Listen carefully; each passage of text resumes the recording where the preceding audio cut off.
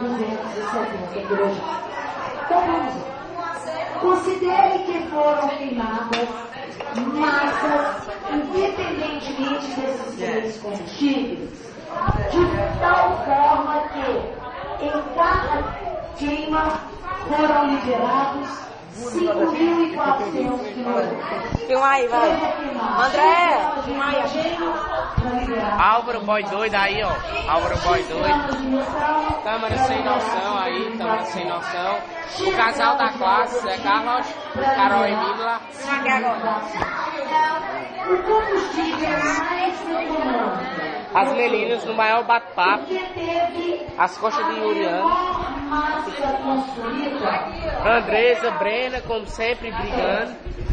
Andréia. O mais poluente, que é aquele que produziu Doutor Lunares, massa de CO2, Lunares, doutor.